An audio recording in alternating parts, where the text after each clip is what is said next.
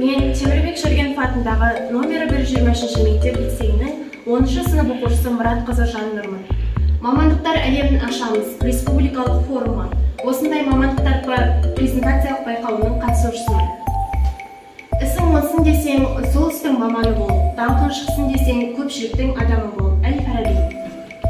Осындай мамандықтар бар. Мамандық таңдамастан бұрын біз алдымен мамандық дегеніміз не екенін біліп алсақ. Мамандық дегеніміз адамның белгілі бір қызмет атқаруына мүмкіндік беретін материалдық немесе рухани өндірісте алған білімі мен өмірлік дағдысының жиынтығы. Адамды материалдық жағынан қамтамасыз ететін іс-әрекет түрі, білім алу, үйрену.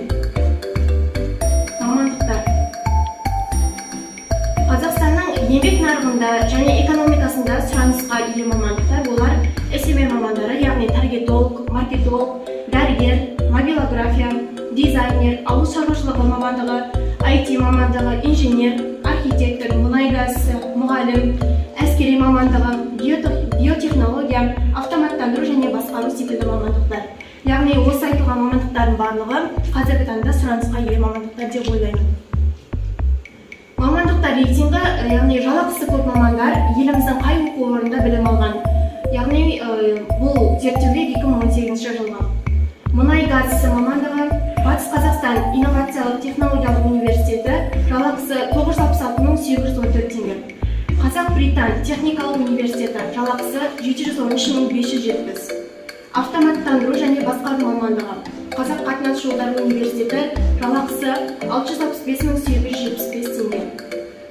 УНИ индустриалдық институты жалақысы 577.669 теңге. Сұлтанмахмұт Торайғыров атындағы Павлодар мемлекеттік университеті жалақысы 115.890 теңге. Бұл жерде Галаттың оқушылардың кәсіптік қызығушылығын анықтау бойынша статистикалық мәліметі. Мамандық таңдауда факторлардың әсері, яғни 60% бұл жерде біздің ата-анамыздың ықпалы бойынша, 8% бұл қолжетімді оқу орны бойынша, 32% ол жоғары білімді болу керек. Назарларыңызға